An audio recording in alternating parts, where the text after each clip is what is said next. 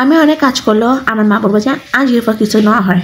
কিন্তু কিছু কিছু মারা আসো যারা বলে যে আমার ছেলে এক গ্লাস পানিও হাতে তুলে খায় না, আমার মেয়ে এক গ্লাস পানিও হাতে তুলে খায় না। কেন তোমার ছেলে মেয়েগুলো কি লুলা?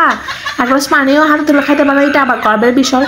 কিন্তু শরম লাগার মতো কথা এগুলো। যারা এসে বলো আমার ছেলে মেয়ে পানিও তুলে খেতে পারে না, এটা হচ্ছে মূর্খের কথা। মূর্খ ছিল মূর্খের কথা। আবার কিছু কিছু ছেলে মেয়ে এর মারা এসে বলে যে আমার মেয়ে উঠেছে সকাল 12টা বাজে, আমার ছেলে উঠেছে সকাল 1টা বাজে। কেউ তোমার ছেলে মেয়ে 1টা বাজে 12টা বাজে কেউ উঠে? হ্যাঁ, বাচ্চা ছেলে মেয়েরা তো হচ্ছে 7টা 8টার মধ্যে উঠে যায়। আমাদের ঘরে যদি আমি উঠি 12টা 1টা বাজে, আমার মা লাত্তি মেরে ঘর থেকে বাইর করে দিবে। এগুলো একদম গর্ব করে বলার আমাদের কিছু নেই।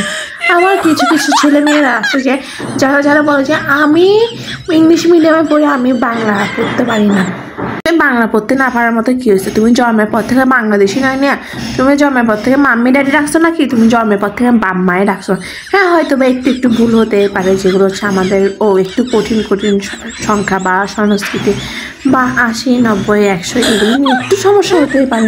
কিন্তু তার মানে এই নয় যে তুমি বাংলা পড়তে জানো না। একদম এভাবে করে বলিও না, বুঝছো?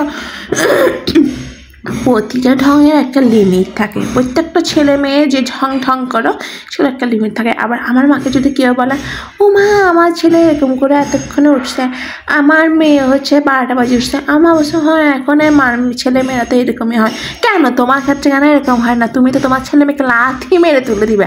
12টা 1টা বাজে তুললে পুরোটা দিন ঘরে চিল্লাই থাকবা। হ্যাঁ, তো আমার মাও একই। আমার মা বাইরে বলছে হ্যাঁ হ্যাঁ ঠিক আছে, কিন্তু ঘরে আমাদের বেলায় খুব স্ট্রেট ফরওয়ার্ড। তো এত ঢং করার কিছু নেই। হ্যাঁ, যারা যারা এত ঢং করে এসে বলে এগুলো ঢং করার মতো কিছুই না।